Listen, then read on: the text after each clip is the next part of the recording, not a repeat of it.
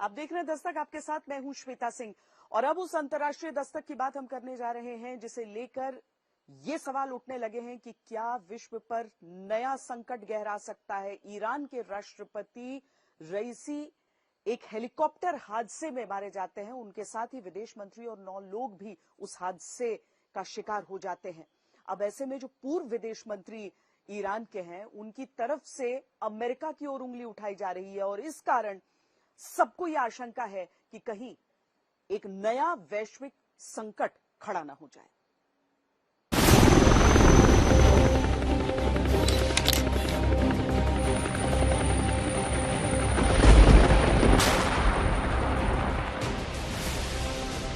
ये ईरान के राष्ट्रपति इब्राहिम रईसी की हादसे से ऐन पहले की तस्वीरें हैं। एक तरफ रईसी बैठे हैं तो दूसरी तरफ विदेश मंत्री हुसैन समेत 2 लोग।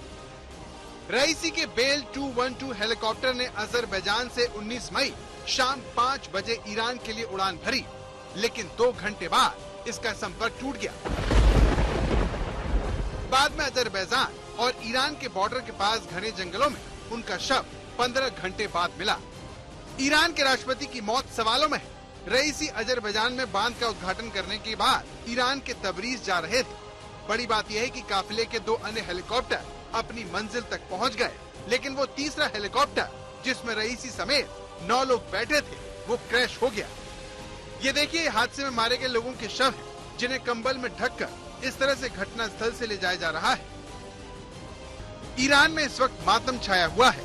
लोग समझ नहीं पा रहे कि 3 में से सिर्फ रईसी का हेलीकॉप्टर ही क्यों क्रैश हुआ। एक ही हेलीकॉप्टर में सभी 3 वीवीआईपी नेता क्यों बैठे हुए थे। इस हादसे में ईरान ने अपने राष्ट्रपति, विदेश मंत्री के अलावा पूर्वी अजरबैजान प्रांत के गवर्नर मालिक रहमती, तबरेज के इमाम मोहम्मद अली अलेहाशेम, पायलट, को पायलट, चालक दल के प्रमुख, सुरक्षा प्रमुख और रईसी के बॉडीगार्ड समेत 9 लोगों को खो दिया। भारी बारिश और कोहरे की वजह से रेस्क्यू ऑपरेशन में दिक्कत हुई और करीब 15 घंटे बाद उनकी मौत की पुष्टि हुई। इब्राहिम रईसी रविवार सुबह 10 बजे अजरबैजान पहुंचे, जहां उन्होंने बांध का उद्घाटन किया। रविवार शाम 5 बजे उनके हेलीकॉप्टर ने ईरान के लिए उड़ान भरी और कुछ ही घंटों बाद वो हादसे का शिकार हो गए। सुबह 11 बजे क्रैश साइट की पहली फोटो सामने आई। तुर्की ड्रोन ने सुबह क्रैश साइट की तस्वीर जारी की। रईसी जिस हेलीकॉप्टर में थे वो बेल 212 हेलीकॉप्टर है, जो लोगों को लाने ले जाने के अलावा माल ढोने में भी सक्षम है। इस पर हथियार भी लगाए जा सकते हैं। इसे American airspace company Bell Textron ने बनाया है। सबसे बड़ी बात यह है कि इसमें 15 लोग बैठ सकते हैं। हादसे के वक्त इस हेलीकॉप्टर में क्षमता से कम लोग सवार थे, बावजूद इसके ये क्रैश हो गया। इब्राहिम रईसी की मौत का ऐलान ईरान के सबसे अहम शिया तीर्थ स्थल इमाम रजा के मकबरे से किया गया। रईसी के हेलीकॉप्टर के लापता होने के बाद से ही ईरान में दुआओं का दौर शुरू हो गया। लोग सामूहिक तौर पर अपने राष्ट्रपति की सलामती के लिए दुआ मांगते हुए दिखे, लेकिन उन्हें निराशा हाथ लगी। इस हादसे के पीछे मौसम को जिम्मेदार बताया जा रहा है, मगर अमेरिका से दुश्मनी और इजराइल से आर पार के बीच साजिश की आशंका भी जताई जा रही है। तभी तो दुनिया इस समय टेंशन में, अमेरिका भी इस समय टेंशन में सारी तरफ, अगले 24-48 घंटों में, कि कहीं ये ऐसा तो नहीं है ये साजिश थी इजराइल द्वारा। और अगर नहीं भी थी, ईरान की लीडरशिप अगर इस बात को मान ले कि ये साजिश थी और ये मोसाद ने कराया है, तो फिर ईरान का कुछ रिएक्शन हो सकता है। तो ये खतरा है अभी फिलहाल अगले 48-72 घंटों के लिए। ईरान के राष्ट्रपति रईसी जिस हेलीकॉप्टर में सवार थे वो अमेरिका में बना हुआ है। पिछले कई दशकों से जिस तरह के प्रतिबंध ईरान पर लगे रहे हैं, उस वजह से उनकी वायु शक्ति बहुत खस्ता हाल है। खासकर अगर हम देखें कि 1979 का जो इस्लामिक क्रांति था, उस समय का उसका बेड़ा है और इसी वजह से बहुत सारी उंगलियां एक दूसरे की तरफ कई देश उठा रहे हैं और उसमें सबसे आगे चीन है, जो एक कॉन्स्पिरेसी थ्योरी को बता रहा है सबके पीछे।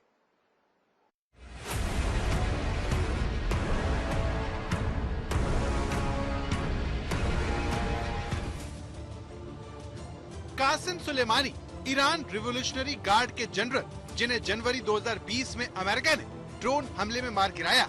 इसके बाद 2020 के नवंबर महीने में ईरान के शीर्ष परमाणु वैज्ञानिक की रिमोट कंट्रोल्ड मशीन गन से हत्या कर दी गई। रजी मौसवी के रूप में ईरान को तीसरा बड़ा झटका लगा, जो दमिश्क में एक इजरायली हमले में मारे गए। पिछले महीने कुछ फोर्स के सीनियर कमांडर मोहम्मद रजा को इजरायल एयरफोर्स ने ढेर कर दिया और अब ईरान को अपना राष्ट्रपति और विदेश मंत्री गंवाना पड़ा। अमेरिका और इजरायल से ईरान की दुश्मनी के चलते साजिश की कई थ्योरी एक साथ चल रही है, क्योंकि मामला ईरान के राष्ट्रपति इब्राहिम रईसी से जुड़ा है। वो नेता जो आने वाले दिनों में ईरान का सर्वोच्च नेता बनने वाला था।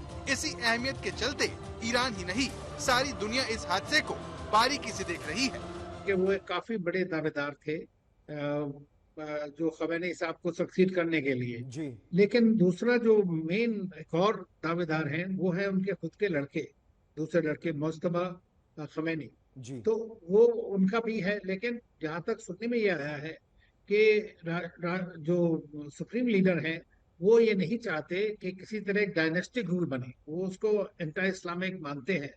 तो ये शायद एक चीज है, लेकिन अब उसके अलावा और भी 2-3 लोग हैं जो लाइन ऑफ सक्सेशन में है और वहां का बड़ा कॉम्प्लिकेटेड सिस्टम है। लेकिन जो भी बनेगा वो उसको जो है खमेनी जो सुप्रीम लीडर का बड़ा कॉन्फिडेंट होना बड़ा जरूरी है। दूसरा जो वहां पर काउंसिल है वो डिसाइड करेगी कि किस सबको बड़ा स्क्रूटनाइज करते हैं वो पूरी तरह से। सवाल उठ रहा है कि अचानक ऐसा क्या हुआ कि सिर्फ रईसी का ही हेलीकॉप्टर क्रैश हुआ? क्या ईरान के राष्ट्रपति के हेलीकॉप्टर को किसी ने निशाना बनाया और हादसे का रूप दे दिया? ऐसे ही सवाल लोग उठा रहे हैं। एक्स की ये पोस्ट देखिए जिसमें रईसी के हेलीकॉप्टर को उड़ाने के दावे हो रहे हैं। इस आशंका की सबसे बड़ी वजह ईरान और इजरायल की दुश्मनी है। हाल ही में दोनों देशों ने एक दूसरे पर मिसाइल हमले किए। इजरायल ने ईरान की मिसाइल और ड्रोन मार गिराए और बदला लेने की धमकी दी। अब सवाल ये है कि क्या ये हादसा ईरान और इजरायल के बीच तल्खी का नतीजा है? क्या इसके पीछे इजरायल की खुफिया एजेंसी मोसाद का हाथ हो सकता है?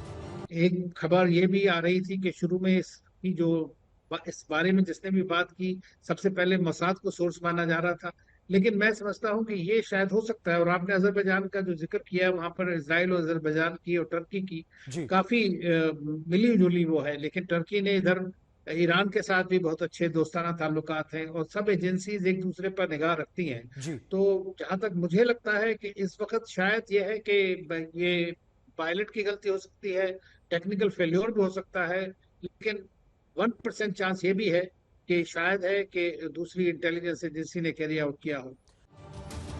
ईरान के राष्ट्रपति इब्राहिम रईसी अजरबैजान से सटी सीमा पर एक डैम का उद्घाटन करने गए थे। वहां से वो लौट रहे थे। बड़ी बात यह है कि इजरायल और अजरबैजान एक दूसरे से खुफिया जानकारी साझा करते हैं। ईरान और अजरबैजान दोनों शिया मुल्क होने के बावजूद एक दूसरे के प्रति कड़वाहट रखते हैं। इसके अलावा इजरायल की खुफिया एजेंसी मोसाद अपने दुश्मनों को मारने के लिए मशहूर है। ईरान में घुसकर उसने कई ऑपरेशन को अंजाम दिया है। हाल ही में जिस तरह से ईरान और इजरायल जंग के करीब आए, उसके बाद से मोसाद पर सवाल उठ रहे हैं और ईरान के समर्थक संगठनों ने चेतावनी देना भी शुरू कर दिया है। हसन नसरुल्लाह के बेटे ने इजरायल को धमकी देते हुए कहा कि हेलीकॉप्टर क्रैश में अगर इजरायल का हाथ सामने आया तो वो दुनिया का नक्शा बदल देंगे। ईरान से जुड़े आतंकवादी संगठन ही नहीं, चीन जैसे। बड़ी बात यह है कि इजरायल ने अभी तक आतंकवादियों को निशाना बनाया है, लेकिन अभी तक उसकी तरफ से दुश्मन देश के बड़े नेता की हत्या में हाथ सामने नहीं आया है। इसके बावजूद सवाल उठ रहे हैं, जैसे कोहरे को लेकर स्थानीय लोगों के हवाले से दावा किया गया कि वो अचानक से आया, क्या ये मौसम बनाया गया था? इसी तरह दावा हो रहा है कि ईरान और मध्य पूर्व के एक बड़े हिस्से ने मौसम 4 से 19 मई का पूरा दिन हटा दिया। क्या ये लोगों को ये देखने से रोकने के लिए है कि कोहरे का कारण क्या था? ईरान और इजरायल के बीच मिसाइल हमलों से तनाव अब भी कम नहीं हुआ था कि अचानक ईरान के राष्ट्रपति की मौत से शांति की कोशिशों को झटका लगा है। ये भले ही हादसा हो, लेकिन दोनों देशों के बीच दुश्मनी के चलते मोसाद पर उंगलियां उठती रहेंगी। जो ये दुखद दुर्घटना हुई है, ये कई कारणों की वजह से भी हो सकती है और इसका केवल एक सिंपल कारण भी हो सकता है। जैसे कि हम सभी जानते हैं, बेल 212 एयरक्राफ्ट काफी पुराने हैं, 1960 के बने हुए हैं और इन हेलीकॉप्टर्स के लिए मेंटेनेंस काफी इम्पोर्टेंट होती है। ईरान इस मेंटेनेंस प्रॉब्लम से काफी समय से जूझ रहा है क्योंकि उसके ऊपर यूएस के सैंक्शंस लगे हुए हैं। एक रीजन सबसे बड़ा ये भी हो सकता है कि इन हेलीकॉप्टरों का रख रखाव ठीक से ना हो पा रहा हो। दूसरा रीजन जैसे कि इस घटना में बार बार आ रहा है कि वहां पर मौसम यकायक बदल गया और केवल एक ही हेलीकॉप्टर उसके चपेट में आया। तो इसका एक रीजन मेरे दिमाग में केवल यह आता है कि ये तीनों हेलीकॉप्टर जब उड़ते हैं तो इनके बीच में थोड़ी दूरियां होती हैं। ये आपस में एक कम्युनिकेशन बना के रखते हैं ठीक। और इनको प्रोटोकॉल फॉलो करना था, क्योंकि ये वीवीआईपी को कैरी करते हैं। हो सकता है कि राष्ट्रपति वाला हेलीकॉप्टर यकायक मौसम की चपेट में आ गया हो और उसने पीछे आने वाले अपने दोनों हेलीकॉप्टर और साथियों को रेडियो ट्रांसमिशन की तरह से सूचना दे दी हो। इस हादसे के साथ साजिशों के कई कोण भी जुड़ जाते हैं। एक तरफ ये बात होती है कि ईरान कई सालों से परमाणु बम बनाने की जुगत में लगा था, एक इजराइल का कोण भी जुड़ जाता है। लेकिन इन सारी चीजों के बीच जो परिपक्व देश हैं वो यही चाहते हैं कि शांति बनी रहे, लेकिन साथ ही इस मौत की सच्चाई भी सामने आए।